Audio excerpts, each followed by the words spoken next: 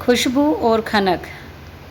मुल्ला नसरुद्दीन का एक वाक़या। एक दुकान से मुल्ला नसरुद्दीन ने अपने लिए 2 तथा गधे के लिए 10 नान खरीदे, साथ ही भेड़ का भुना हुआ लज्जतदार गोश्त भी लिया। दरी में बैठकर नसरुद्दीन खाना खाने लगा। पास ही खड़ा उसका गधा भी नानों पर हाथ साफ करने में जुटा हुआ था। नसरुद्दीन ने उसी स्थान पर रात बिताने की सोच रखी थी। वह खुले में बैठा था तो धनी व्यापारी तथा यात्री तंबू गाड़कर भीतर बैठे मौज कर रहे थे। तभी नसरुद्दीन के कानों में कुछ तेज तेज आवाज़ें पड़ी, जैसे कोई झगड़ रहा हो। जिस दुकान से उसने नान तथा गोश्त खरीदा था, वहीं कुछ हलचल सी दिख रही थी। नसरुद्दीन अपनी उत्सुकता दबा नहीं सका और उसी ओर बढ़ चला। उसने देखा कि दुकान का मालिक एक गरीब से दिखने वाले आदमी से झगड़ रहा था। वह कह रहा था, तुम्हें पैसे देने ही होंगे।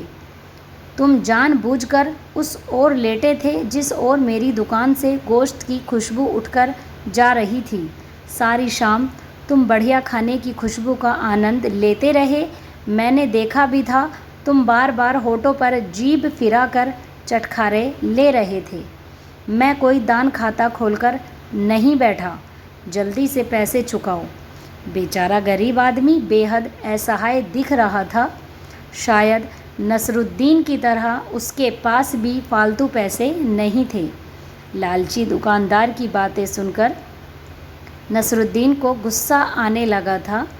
तभी दुकानदार अचानक नसरुद्दीन की तरफ मुड़ता हुआ बोला, भाई साहब, अभी आप एक शरीफ आदमी की तरह मुझसे नान गोश्त खरीदकर ले गए थे, लेकिन इस मक्कार को देखो, मुफ्त में स्वाद लेना चाहता है।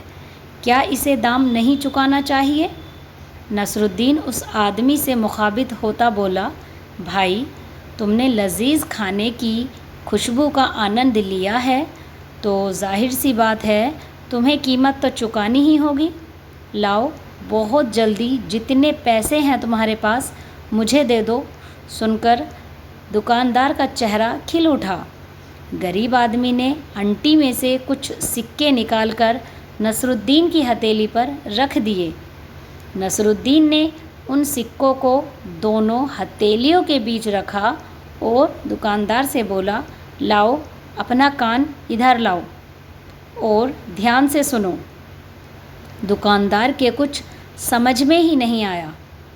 नसरुद्दीन बोला, तुमने सुनी सिक्कों की खनक? हाँ, क्यों नहीं, लाओ, पैसे मुझे दे दो। दुकानदार बोला।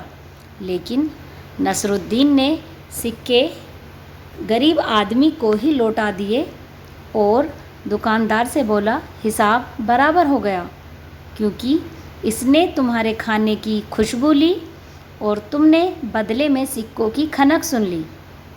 तो दुकानदार का चेहरा फक्क पड़ गया। वहाँ खड़े लोगों ने भी नसरुद्दीन की बात का समर्थन किया और नसरुद्दीन का ही साथ दिया। उस गरीब आदमी ने नसरुद्दीन का शुक्रिया अदा किया। जब नसरुद्दीन वापस गधे के पास पहुंचा तो वह उसे देख खुशी से मिट्टी में लौटने लगा। तो एक